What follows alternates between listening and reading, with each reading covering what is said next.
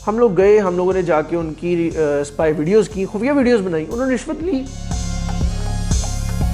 मशकूक अफराद को रोक रहे हैं तो कैसे पता लगता है? वो खुद ही मान गए, कहते हैं जी जिनकी नंबर प्लेट नहीं होती, जिन्होंने चद्दर लपेटी होती है। मैंने कहा सर मुंह तो आपने भी छुपाया हुआ है, नंबर प्लेट आपकी भी नहीं है, नेम प्लेट आपकी भी नहीं है, तो सर आप मशकूक नहीं है।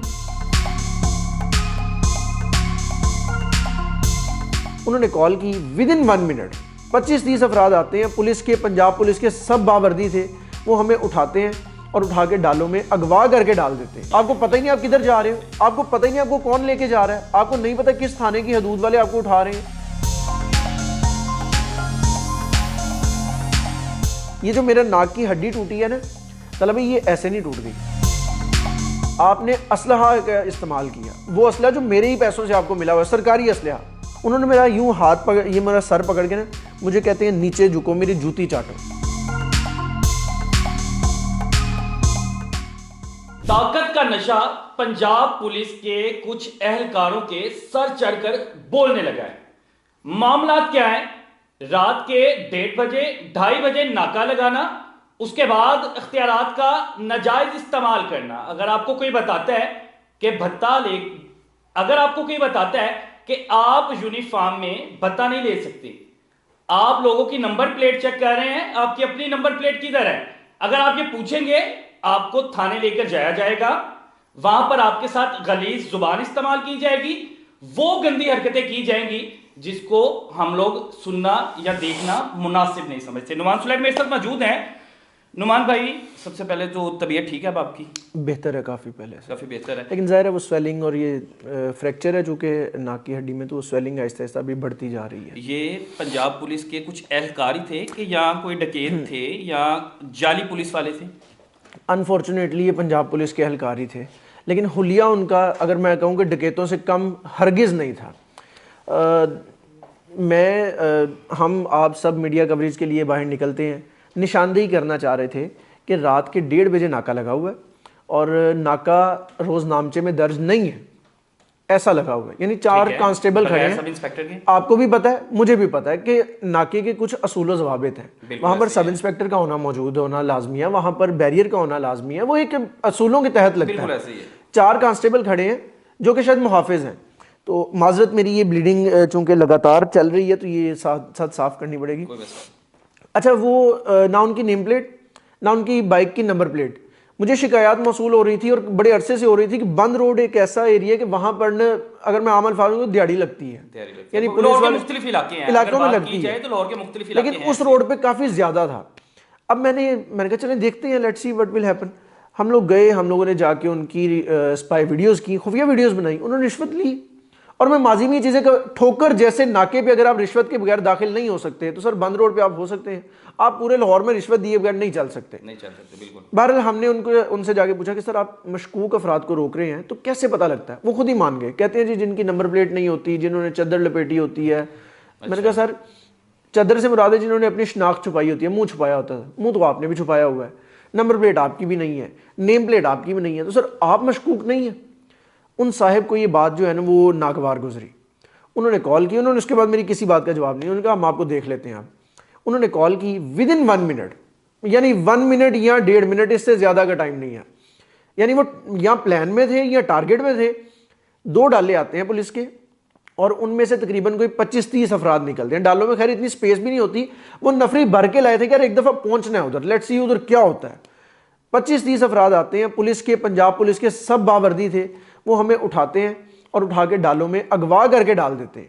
अब मैं अगवा का वर्ड इसलिए इस्तेमाल कर रहा हूँ तला भाई कि आप किसी से जब पूछते हैं ना, भाई जान आप पर FIR है, आप मशकूक हैं, आपको क्यों रोका गया, ये समझ आता है।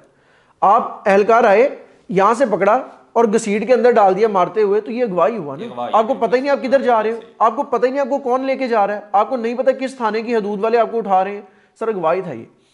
हमें बहरहाल वो लेके चले गए एक थाने में, जो कि थाना था थाना सांदा। थाना सांदा के अंदर अब हम लोगों ने अंदर ही अंदर हम मुतमईन हुए, मैं, मेरी टीम, हम सबको उन्होंने पकड़ लिया। हम लोग मुतमईन हुए कि ये वो जगह है जहाँ पर अवाम तहफ़्फ़ुज़ लेने आती है, तो हम अब महफूज हैं, हम थाने आ गए हैं। मुझे नहीं पता था कि बदकिस्मती का आलम यह है कि उसी थाने के अंदर हम पर तारीख का बदतरीन तशद्दुद किया गया। यानी मैंने नहीं देखा इससे पहले कि किसी डिजिटल मीडिया, थाना ताक में बैठा हुआ था, पूरा थाना, सब काम छोड़ दिए गए। एक कमरे में हमें बंद किया गया, मुझे, मेरी टीम को इस कदर उन्होंने बदतरीन तशद्दुद का निशाना बनाया कि शायद वो मैं बयान नहीं कर सकता, लेकिन मुझे यकीन है कि देखने वाले इस सूरत को देख के अंदाज़ा ज़रूर लगा सकते हैं कि उन्होंने उस वक्त क्या किया होगा।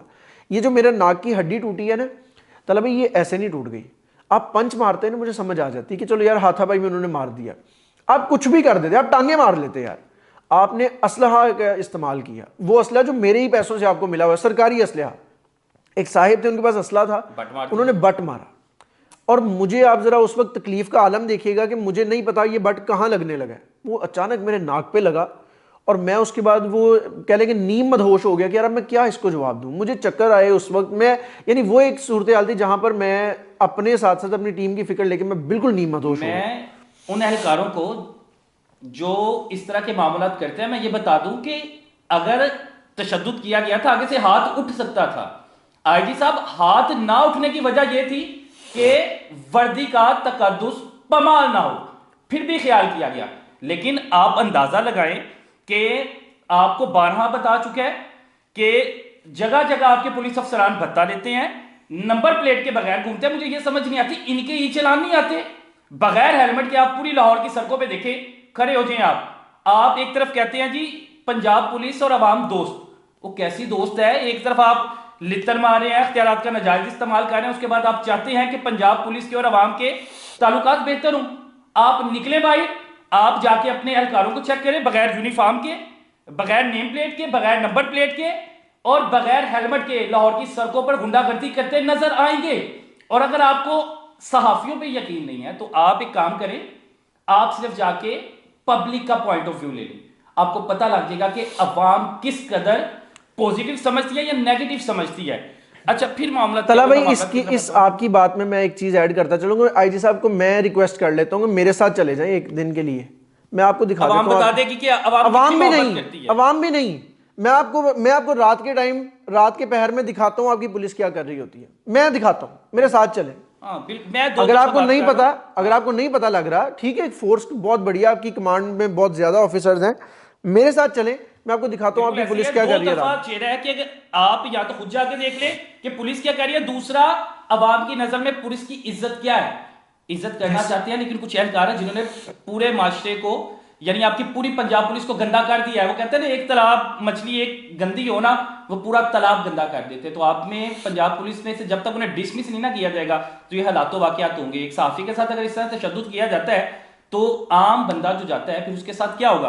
अच्छा, उसके बाद क्या मामला होते हैं कि अच्छा, उसके बाद के अंदर कोई वो शर्मनाक हरकतें भी की गई। अच्छा, मैं चाहूंगा कि मैं पहले वो बताऊं कि उन्होंने क्या किया और फिर उन्होंने कैसे वो चीजें रिकॉर्ड में लेके आए, मैं वो भी आपको बताता हूं। मुझे ये भी बता रहे थे कि सैरी वगैरह भी आपको करवाते हैं, वो सारी मैं आपको, सैरी वाला वाकया भी मैं आपको बताता हूँ। इन्होंने क्या किया कि अब एक ASI थे इफ्तिखार नामी, वो जरा सबसे ज्यादा जरा गुस्से में वो ही थे, हरगिज नहीं कि वो अकेले थे, सारा थाना था और अपना अपना हिस्सा डाल रहा था।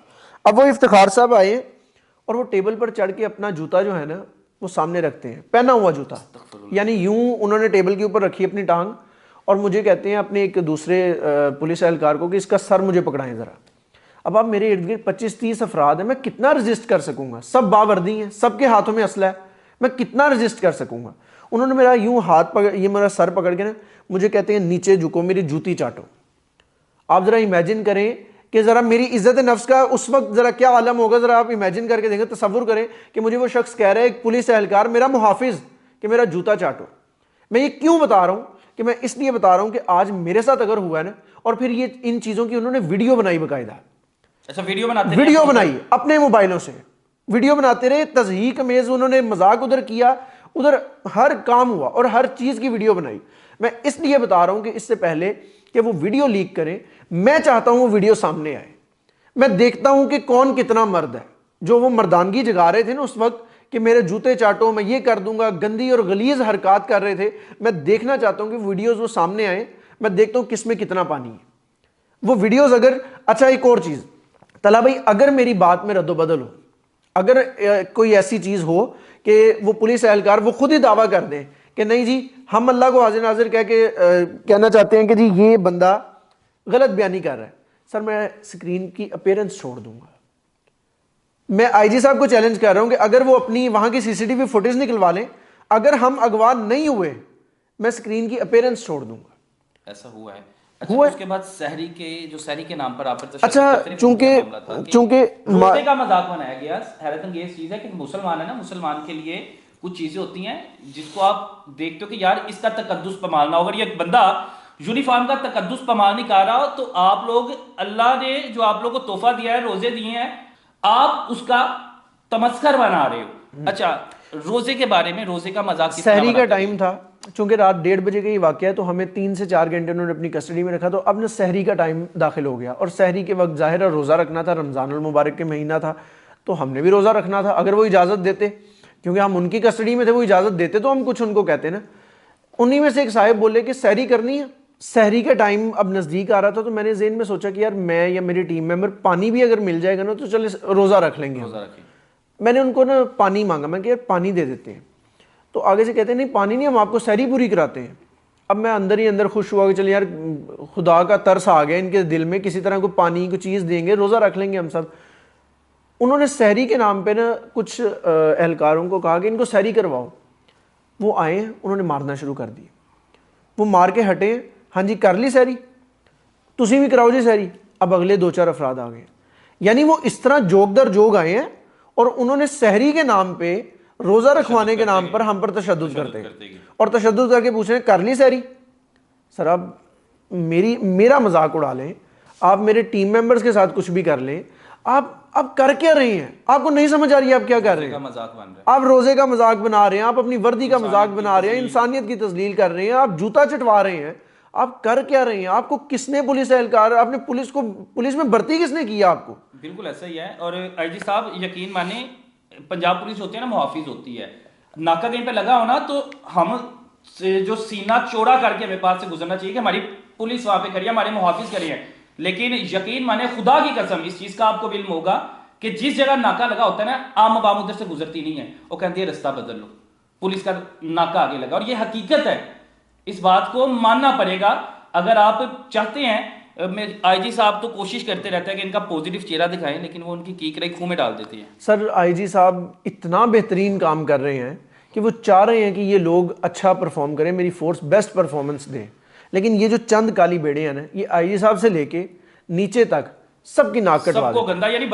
लेकिन अनफॉर्चुनेटली ये जो काली बेड़े हैं, इनके जिम्मेदार कहीं ना कहीं आईजी पंजाब भी हैं।